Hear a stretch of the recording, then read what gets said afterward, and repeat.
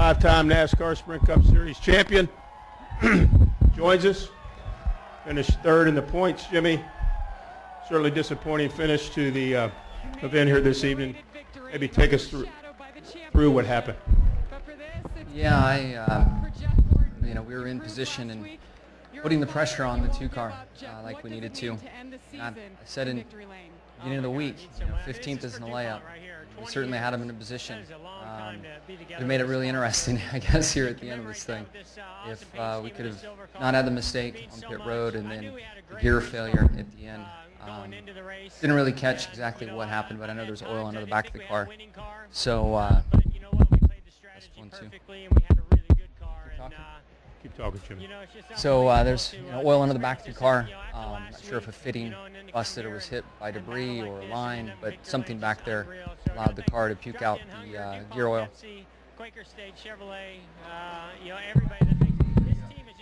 There we go. Now we're back. So as I was saying, there's oil all over under the back of the car. So something happened from their line failure, or a fitting was hit by debris or something, and it puked all the oil out of the rear end gear and burned up the gear. So again, disappointing, and we were right there in position and putting pressure on like we needed to. But I have a lot to be proud of this year, and so does this race team. And I can't thank everybody. I need to thank everybody at Hendrick Motorsports. Every man and woman there put in countless hours to give me great equipment, support from Lowe's, my fan base, Chevrolet, and my family. We did all we could and came up a little short. Thank you, Jimmy. We'll take some questions now. We have a wireless mic. Let's go to Ed and then to Holly. And then to Bob. Ed Hinton, ESPN.com. Jimmy, do you have any idea whether the oil line or whatever damage occurred after you had to come back in? Was it something that could have been related to the missing lug nut? I don't think so. When I returned to the track, I could smell gear oil, and my experience is you usually never smell your own. You smell someone else's, but clearly I was smelling mine. Maybe something coming down pit road, like a loose lug nut or some debris on the apron as I was getting on the track could have. But again, that's just speculation. I don't know if a line failed or exactly what went on, but putting a lug nut back on like we had to come down for would not create the problem. So maybe the mistake on the pit road was irrelevant. Maybe your situation was doomed anyway. Yeah, I guess if we find out if a line broke, that could be the case. And one more quick thing, can you describe whether you came in this thing with people not giving you much of a chance? Would it have been easier to take if you had just never had a chance all day long? Does it hurt worse when you surge and you can almost taste it again? In a lot of ways, yes, but man, I would have hated to come out here and do the trash talking I did to start the week and run 25th all night long. I'm proud of the fact that we went out there and backed up what we said we could do, and we put the pressure on. It doesn't take the sting away from losing the championship, but it helps in some ways and stings in others, so it's kind of balances out, I guess. Let's go to Holly, and then we'll go to David. Go ahead, Holly. Jimmy, if you could just talk, all of this happened within what felt like a 5-minute period. You were leading, Brad had his trouble, you were ahead in the points, and then boom, the lug nut, and then boom, this. If you could just speak to your emotions, because this all, went down in a very tight time frame. Yeah, it did all unraveled pretty quick. The pit road thing, I was just kind of dealing with it the first 2 or 3 laps I got on the track and trying to think through what was going on. And Chad had some optimism left in his voice. I wasn't sure why or what. Maybe he was just doing a good job of being a cheerleader. But I ran a handful of laps, and then I could smell some oil. And when the gear failed, there was a lot of shaking in the car. I knew it was big and going to be fatal. At first, I thought it was the engine, but it was the gear. The engine was still running. We came into the pits, and I fired it up, and the engine was running. So it definitely disappointing, but I feel that we had the speed. We had 80% of the chase that we needed to have, and so it's hard to be real down on myself or real down on where we finished. These championships are special, and it takes an entire 10 race, clean 10 races to win one of these things. And we hurt ourselves in Phoenix, and then today didn't help.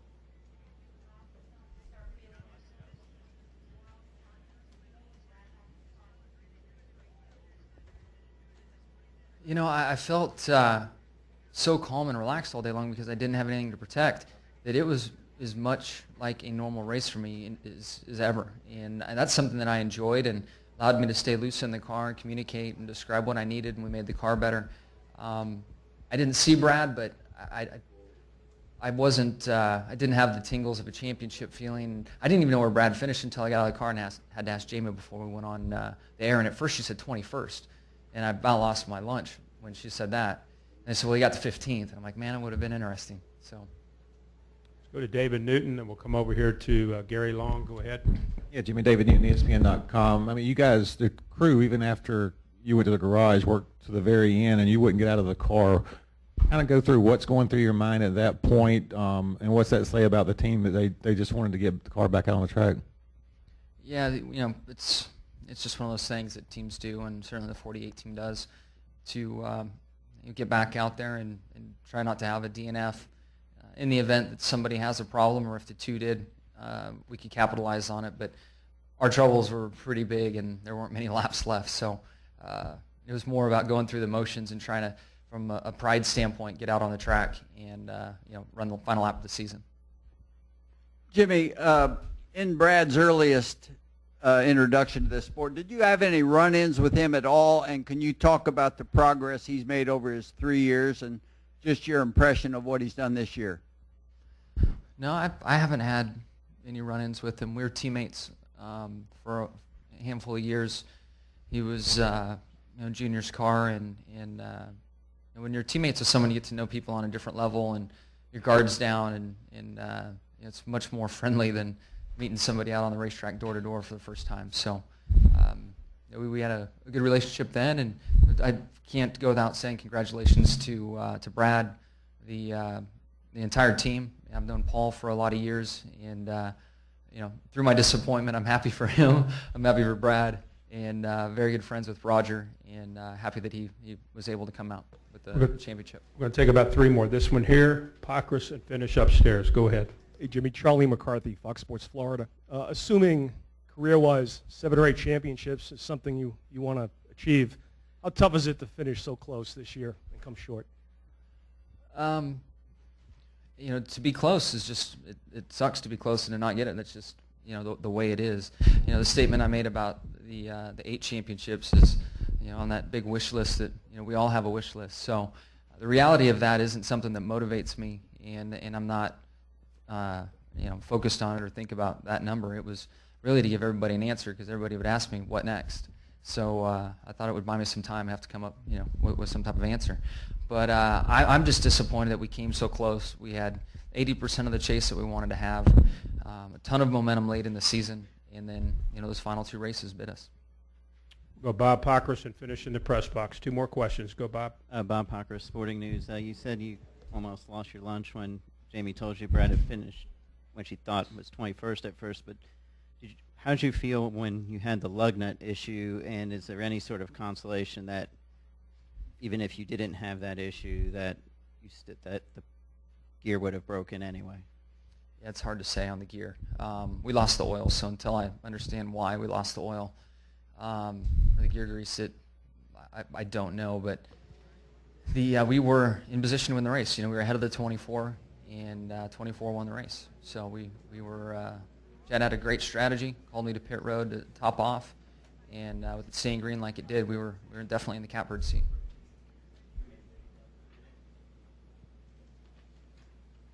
Yeah, I was eerily calm for whatever reason. Just flatline. Just came back in and got the lug nut on, went back out, and then we had our other problem. Finish with a question in the press box. Go ahead. Reed Spencer with NASCAR Wire Service. Jimmy, the same strategy that you were on ended up winning Jeff the race, and just wondered if you were surprised or Chad was surprised if that Brad didn't cover your move when you came to pit road to top off. Yeah, I was surprised, and I think we're trying for track position and probably a little frustrated with being stuck in the middle of the pack, And you know, it's tough to really race hard when you come down here and you have something to protect. I mean, I've been through it enough. You know, and I definitely think those guys were feeling it today. And you know, maybe outside of their game a little bit, and going for the fuel mileage perspective, and it gave us an opportunity, and it was definitely going to make things interesting. Unfortunately, we couldn't execute at the end. Jimmy, thank you so much. You've had a good season. 5-time champion. Thank you for coming in. Thank you.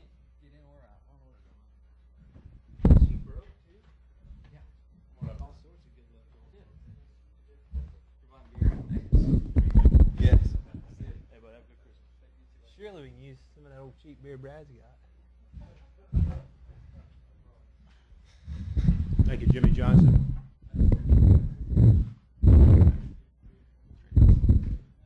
Okay, our second and third place finishers in today's race here at Homestead-Miami Speedway. Clint Bowyer. Clint also finishes second in points. Ryan Newman, our third place finisher. Let's hear from Ryan, third place finish out there today. It's got to be a good way to finish out the 2012 season for the number 39 Chevrolet.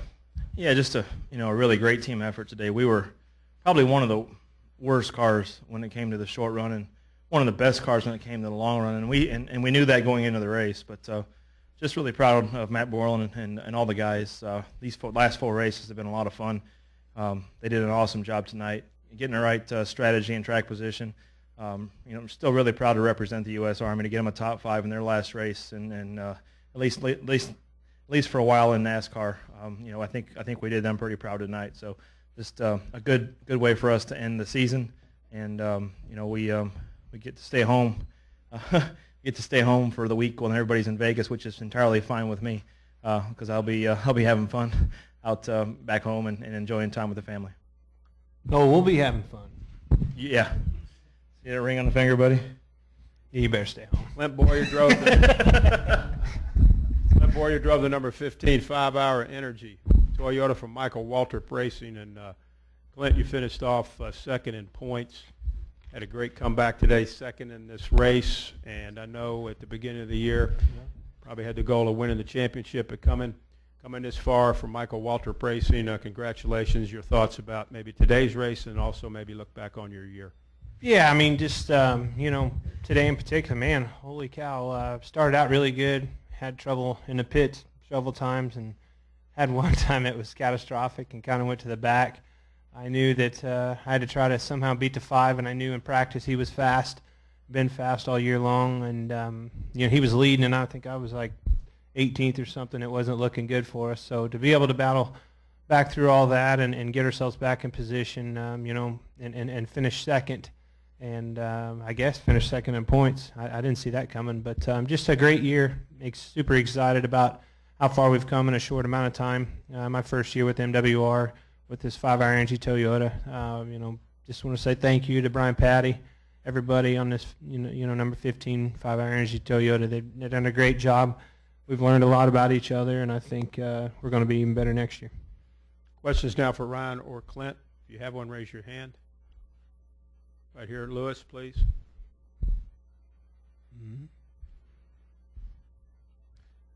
Excuse me, Lewis Frank, Auto Week, Reuters, Speed Week, a bunch of others. Clint, when you signed the contract last year with Michael, did you ever think, as disappointed as you are not winning the championship, can you imagine finishing second? No, I mean, when we made the chase, my realistic goal was to be in the top 5. I thought that was a reachable goal for our race team, the way we had been running leading into the chase, and to be able to exceed that. I mean, we had a shot at it, till last week, and you can't ask for more than that out of a brand new group like that. Just very, very proud of all their efforts.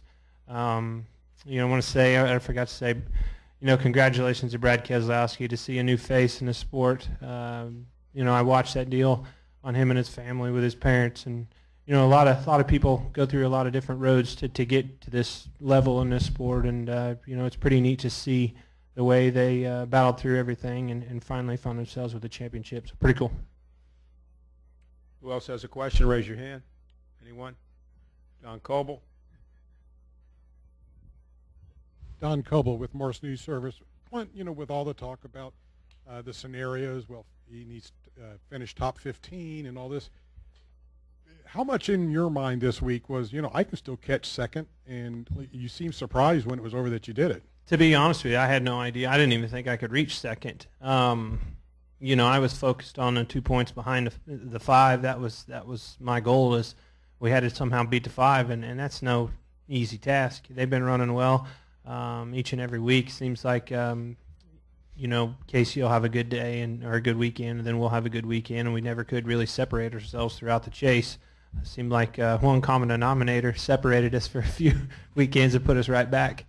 But it's just, like I said, it's been a fun year, and I am glad that it's over.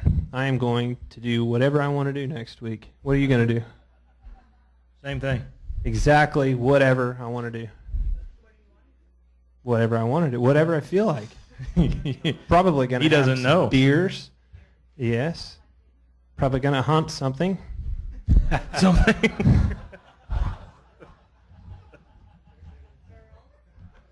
And have another beer. Let's go. Next question. David, do you have one? Get him the mic, and then we'll go upstairs. Yeah, Clint, David Newton, ESPN.com. You know, you can't do the what-if game, but what if last week didn't happen? You let that go through your mind at all today?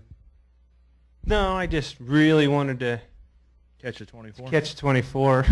That was the only what if that went through my mind at the end. Probably went through your mind too, but Would have helped me quiet a bit. no, I wouldn't have taken us both out. But you know, just what unbelievable. You did way in to- Martinsville.